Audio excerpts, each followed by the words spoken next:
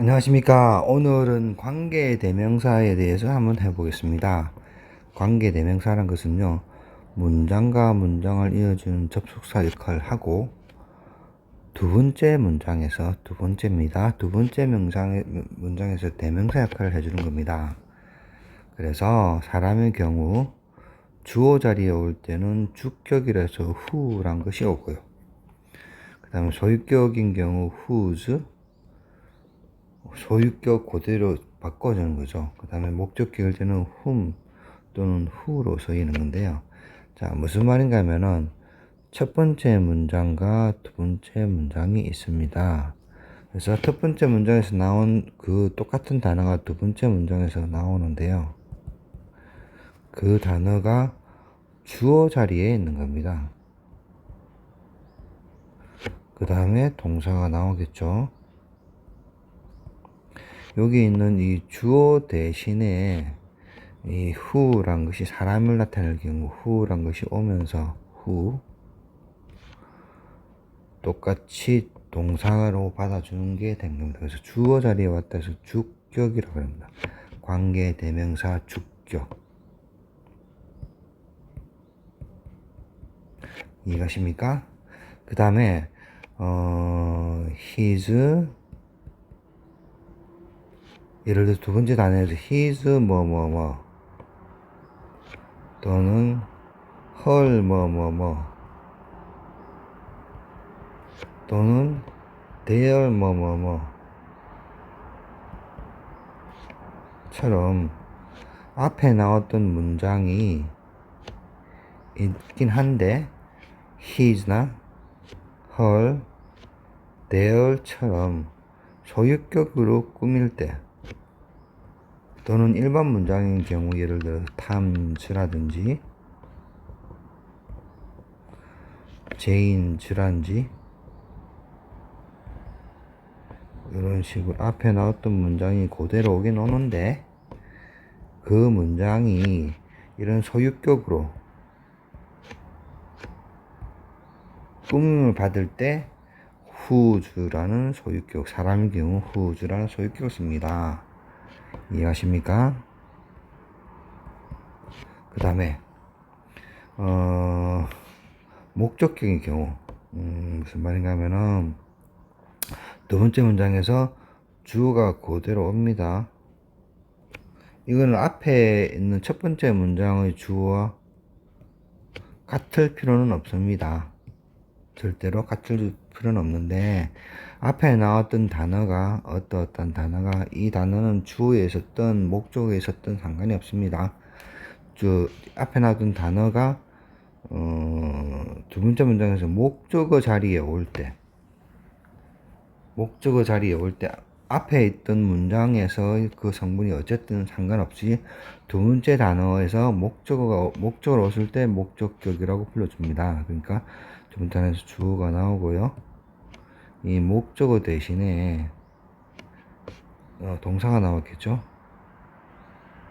이 목적어 대신에 앞에 있던 단어가 어떤 성분이 목적어로 왔을 때 이 목적어 대신에 써준 것을 who 또는 whom으로 써주는 겁니다. 자, 이해가십니까? 요렇게만 이해하시고요. 다시 한번 넘어가겠습니다. 요건 조금 이따 설명하겠습니다. 이 부분은. 자, who입니다. 사람의 주격, 주어 자리에 온 걸 말하는 건데, 앞에 있던 단어는 주어로 왔든 목적으로 왔든 상관이 없습니다. 그 문장이 두 번째 문장에서 주어로 되는 경우 관계사, 관계 대명사로 대체를 한다는 겁니다. 자, 한번 예문을 보면서 해볼까요? 자, I like her 이라는 문장이 와 있습니다. 자, 이 her이 she로 바뀌는 거죠. 나는 그녀를 좋아합니다. 근데 그녀는 she lives next to my house. 나의 옆집에 산다는 뜻이라는 거죠. 그래서 그녀는 여기 앞문장에서는 목적으로 왔는데 앞문장에서의 성분은 어디서 왔든 상관이 없습니다. 그럼 두 번째 문장을 봤을 때 she라고 주어 자리에 온 거죠. her이. 이해하십니까? 그러면은 her을 she를 her 플러스 she가 되는 경우, 이때 her은 앞문장 첫 번째 했던 그 똑같은 단어일 경우, 여기서는 her하고 she가 똑같은 문장인데 첫 번째 문장에서 나왔던 똑같은 단어의 경우 her은 이를 선행사라 부르는 겁니다. 이해가십니까? 두 번째 문장에서는 she가 나오는데 이 she가 주어 자리에서 온 거죠. 그래서 주어. 그래서 주격. 사람이니까 who로 쓰는 거죠. 사람의 경우 who로 쓴다는 거죠. 그래서 어떻게 바뀌어지냐? 요 she 대신에 who가 되는 거죠. 여기서 보면 똑같이 she lives next to my house 되는데 she lives next to my house가 되는 거죠. 근데 이걸 위에서 봤을 때는 요로 한 문장, 두 문장 별도로 떨어져 있기 때문에 한 문장을 이어주기 위해서 who라는 관계대명사를 쓰는 겁니다. 그러면 이렇게 한 문장을 이어줄 수 있는 거거든요. 그래서 she lives next to my house. 위와 똑같이 문장이 쓰여지는데 다만 she가 who로만 바뀌는 거죠. 그래서 요것만 딱 떼고 잠깐만 지워 보겠습니다. 너무 복잡하네요. 그래서 이게 요만큼만 딱 떼서 오는 거죠. 그래서 like의 목적어 역할을 해줍니다. 여기서는 중요한 건 아니고 앞에서 her이 목적어 역할을 해주기 때문에 이 관계대명사 절 전체가 목적어 역할을 해준다고 제가 표현을 해준 겁니다. 이해가십니까? 그래서 her. 어떤 her이냐? 뒤에 쭉 관계사 절이 나오는 거죠. 특히 이 경우는 관계대명사 절이 나오는 겁니다. 그런데 이 her이 뒤에서는 she로 바뀌면서 주어 역할을 하는 거죠. 그래서 주어 역할을 하는 she 대신에 who가 오는 거고요. 이해가십니까? 다시 설명한다 그러면 she 대신에 who가 오는 거고, 문장 그대로 써주면 됩니다. lives next to my house. 그래서 어떻게 하냐면, 자, 그녀는 나의 집 옆집에 삽니다 라고 표현된 거죠. 그래서 관계대명사 절은요 형용사절이라 합니다. 형용사절.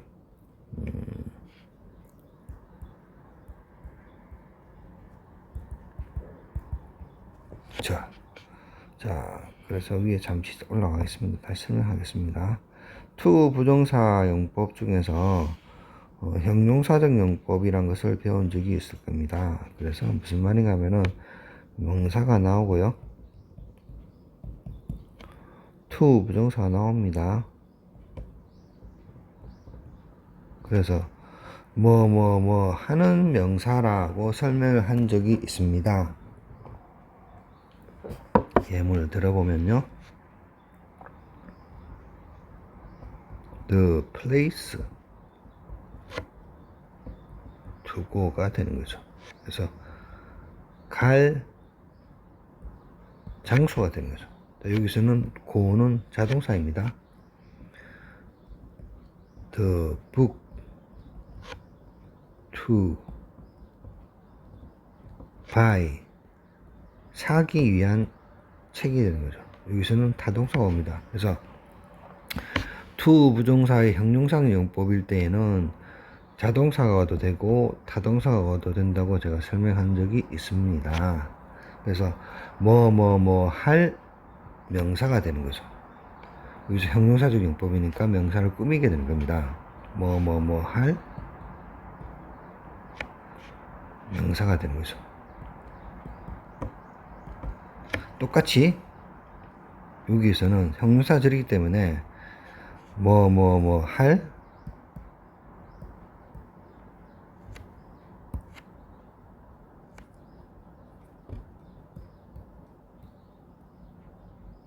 선행사가 되는 거죠.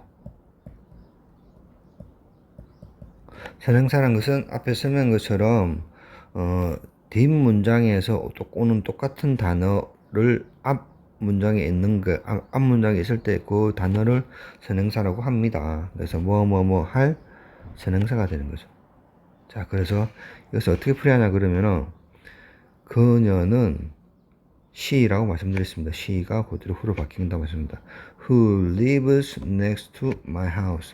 나의 옆집에 산다. 그녀는 그다음 그 her이 앞 문장에서 똑같이 왔으니까 who를 대체할 똑같은 문장이니까 앞에서 온 문장 이걸 갖다가 선행사라고 표현을 해줍니다.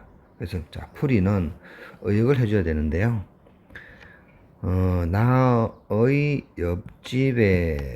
옆집에 사는 또는 하는 도 되겠네, 그죠? 하는 나의 옆집에 사는 그녀가 되는 거죠. 그러니까 이 형용사 절에서 선행사를 선행사가 되는 선행사는 명사가 오는 겁니다. 명사를 꾸미기 때문에 주어든 목적어든 명사가 되겠죠. 이 명사를 꾸미는 게 되기 때문에 형용사절이라고 말한 겁니다. 그래서 하는 이런 정도의 선행사가 되는 거죠. 하는. 그래서 이 경우는 나 옆집에 사는 그녀가 되는 거죠. 자, 이해가십니까? 그래서 어떻게 하냐 그러면은 다시 한번 지어보겠습니다. 복잡하니까. 그래서 나의 옆집에 사는 그녀가 되는 거죠. 그래서 여기서 헐은 선행사.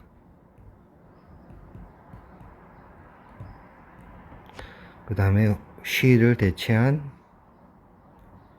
who는 관계대명사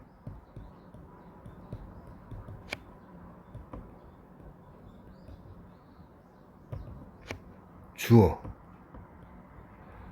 주격이 되는 거죠. 정확하게 말씀드리면 이해하십니까? 그래서 주어를 대체한 데서 주격이라고 부릅니다. 자, 그래서 다시 한번 말씀드리면 어떠한 하는 하는이니까 자, 나의 옆집에 사는 그녀가 되는 거죠. 그래서 나는 나의 집 옆집에 사는 그녀를 좋아한다라고 되는 거죠. 자, 여기까지 이해가십니까? 자, 한 번 더 해보겠습니다. 자, 여기서는 I know him이라고 나옵니다. 뒷문장에서는 him을 받아주는 게 he가 되는 거죠. 그 he가 주어 자리에 와 있습니다. He is a student. 나는 그를 압니다. 그런데 그는 학생입니다. 그러니까 문장이 따로따로 떨어져 있는 거죠. 그래서 두 개를 이어주기 위해서 접속사 역할을 하는 관계대명사가 오는 거고요. 그 다음에 he라고 주어 자리였으니까 주격이 되는 겁니다. 관계대명사가 주격이 오는 거죠. 그 다음에 he니까 사람이죠. 그러니까 who가 오는 거죠. 자, 그래서 여기서 보시면은 형용사절이니까 학생인 그가 되는 거죠. 그래서 나는 압니다. 학생인 그를 압니다. 라는 뜻이 되는 거죠. 자, 이해가십니까? 자, 다시 한 번 더 해보겠습니다. 자, 이번에는 앞에 있는 문장의 성분은 상관이 없다고 말씀드렸습니다. 이번에는 앞에 첫 번째 문장이 주어가 되어 있고요. 두 번째 문장에서도 주어로 옵니다. 그래서 보면은 he라고 he likes apple 이거 오고 뒤에는 he went there라고 왔습니다. 둘 다 주어가 되어 있는 거죠. 자, 이해하십니까? 그래서 관계대명사를 바꿔줄 때는 선행사가 되는 단어 바로 뒤에다가 관계대명사를 붙여주면 됩니다. 그래서 he가 주어 자리에 와 있고 사람이니까 who로 바뀌면 되는 거죠. 그래서 who로 바뀌어지는 거고요. 그 다음에 여기에서는 잠시만요. 제가 설명을 좀 하겠습니다. 이거 좀 지워야겠네요. 여기에서는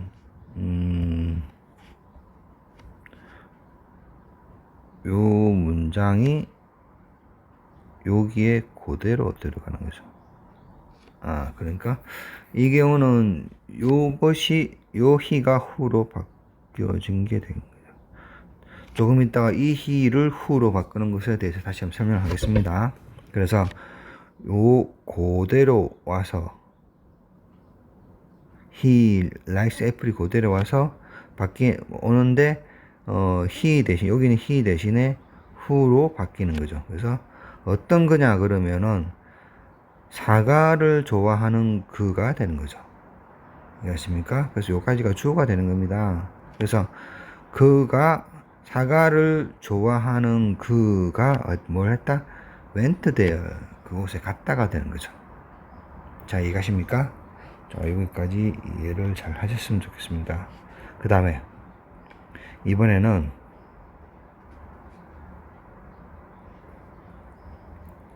똑같이 이 he가 who가 되는 것을 한번 바꿔 보겠습니다. 그래서 요 문장이 그대로 여기에 들어가는 거죠. 그러면은 자, he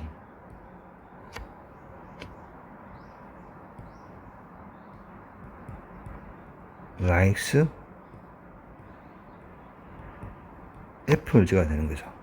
자, 어떤 he? 자, 요 문장이 그대로 들어간다 했으니까 들어가려고 그러면은 he 대신에 who로 바꿔줘야 된다고 말씀드렸습니다. 사람이고 주격이니까.